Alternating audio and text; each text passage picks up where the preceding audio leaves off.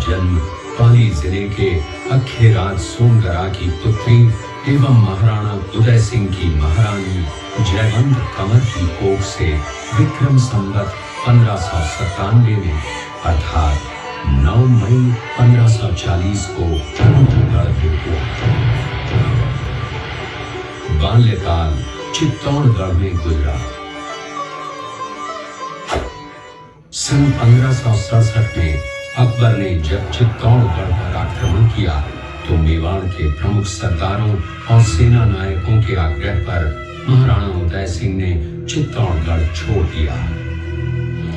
अपने देश, कुल, गौरव और मातृभूमि की मर्यादा के लिए प्राण न्योछावर करने वाले योद्धाओं और ललनाओं से प्रताप ने न केवल सीख ली बल्कि ये घटना उनके जीवन का आधार बन गई। फरवरी 1572 को महाराणा उदय सिंह का देहांत हुआ। प्रताप की ज्येष्ठता और योग्यता को ध्यान में रखते हुए सरदारों ने उनको राजगद्दी पर आसीन किया। होली के दिन उनका गोगुंदा में राज तिलक हुआ।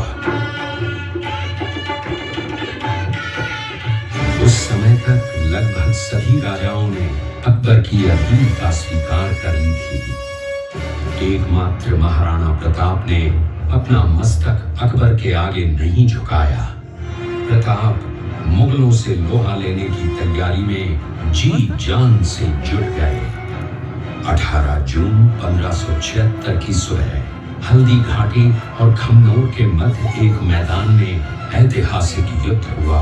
महाराणा प्रताप की सेना गोगुंदा से हल्दी घाटी पहुंची, जबकि सेनापति मानसिंह के नेतृत्व में मुगल सेना ने हल्दी घाटी के ठीक नीचे मैदान में अपना मोर्चा जमाया।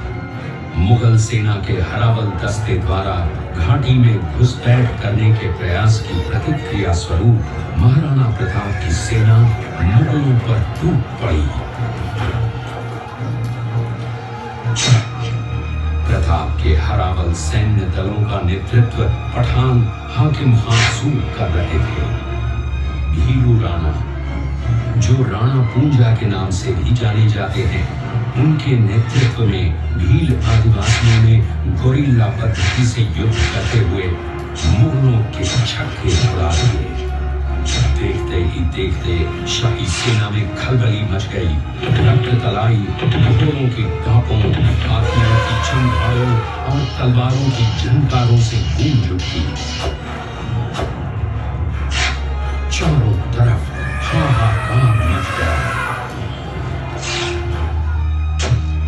युद्ध का घटनाक्रम अचानक उस समय बदल गया जब प्रताप ने अपने घोड़े चेतक को एड़ लगाकर मानसिंह के हाथी पर चढ़ा दिया और उस पर भाले से भरपूर वार किया। मानसिंह हौदे में दुबक गया। हाथी से उतरते समय चेतक की एक टांग कट गई। इस स्थिति को भांपकर महाराणा प्रताप के हमशक्ल सेनापति झालामान ने महाराणा प्रताप से आज्ञा लेकर उनका राजमुकुट धारण किया। मुगल सेना झालामान को महाराणा प्रताप समझकर उन पर टूट पड़ी और झालामान शहीद हो गए।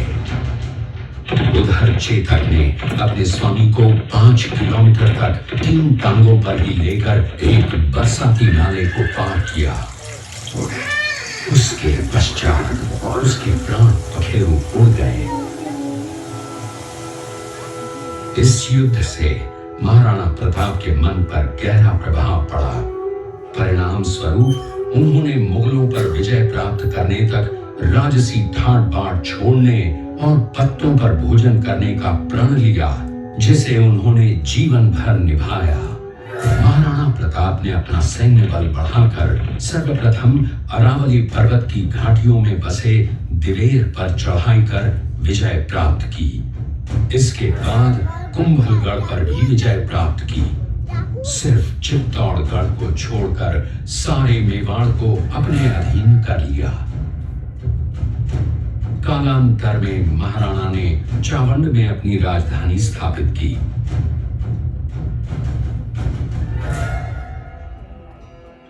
19 जनवरी 1597 को राणा प्रताप ने मात्र 57 वर्ष की आयु में इस संसार से प्रयाण किया।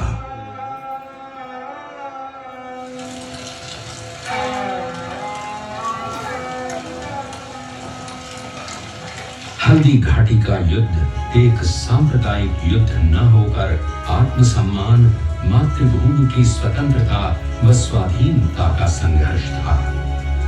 इसका प्रमाण ये है कि जहां पर अकबर की सेना के सेनापति जयपुर के राजा मानसिंह थे, वहीं पर महाराणा प्रताप की सेना के सेनापति काबुल के हाकिम खां सूब थे। महाराणा प्रताप स्वतंत्रता की वेदी पर एक ऐसा अंगारा था जो आत्मसम्मान व देश गौरव के लिए दिन रात जलता रहा, धधकता रहा और अंत में बुझकर भी उसने देश में ऐसा लौह भर दिया जिसकी प्रखर किरणों ने भारत माता को गुलामी की जंजीरों से मुक्त कराने के लिए सदा प्रेरित किया।